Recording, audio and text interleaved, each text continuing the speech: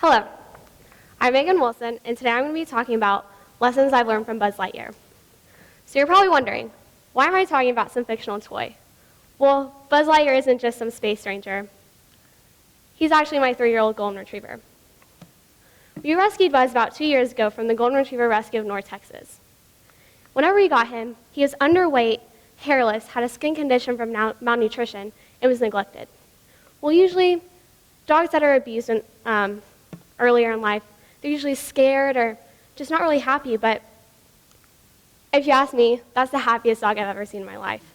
That's why lesson number 1 is, you can't live life in the past. You have to live for now.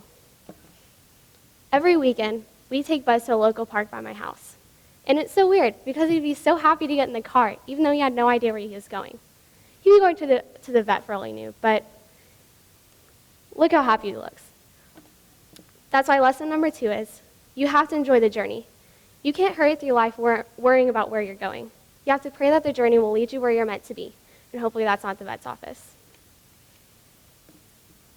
One day, I woke up to the most foul smell, and I knew exactly what it was. Buzz got sprayed by a skunk. He smelled like that for days, and you could tell that he was uncomfortable and miserable. But after rolling around in the dirt and multiple baths, the smell finally went away. That's why lesson number 3 is, stay away from skunks.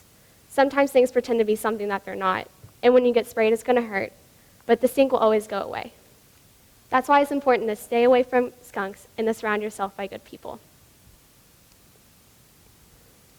So, Buzz's favorite thing in the world is tennis balls. So my mom thought it'd be super funny to get this huge portrait of a dog staring at a tennis ball. And I mean, it's cute, but not something that I expected to be in the center of our living room.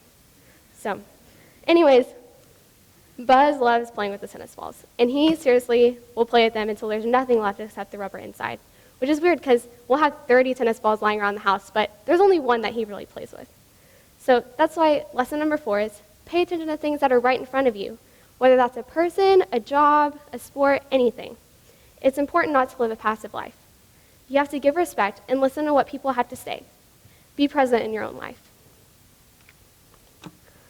Every summer, me and my family go to Colorado.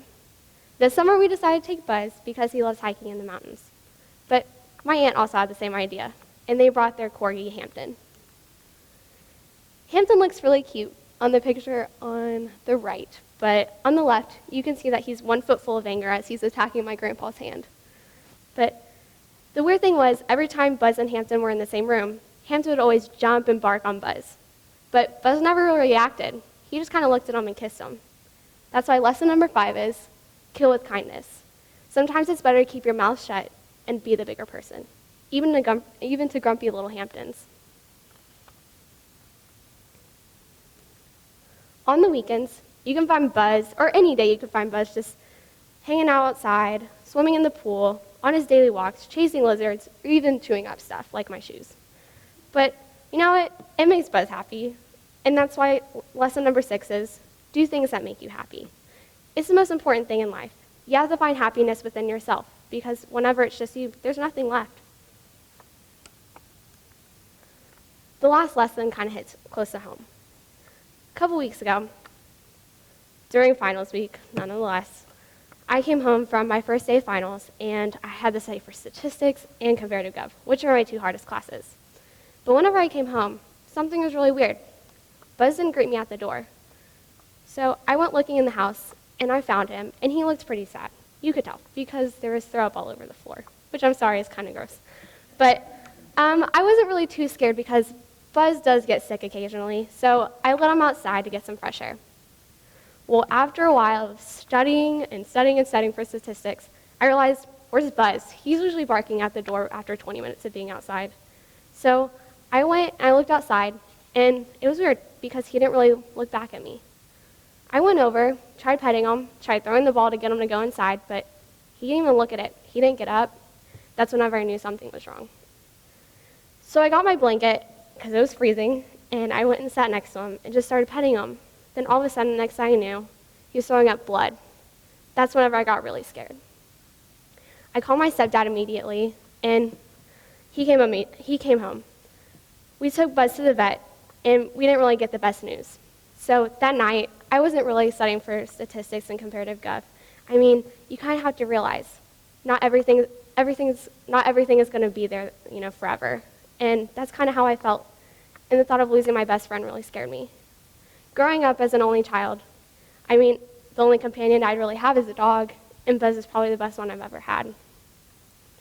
So the next day, after rushing through my finals, I had a huge anxiety attack because I didn't know what I was going to come home to.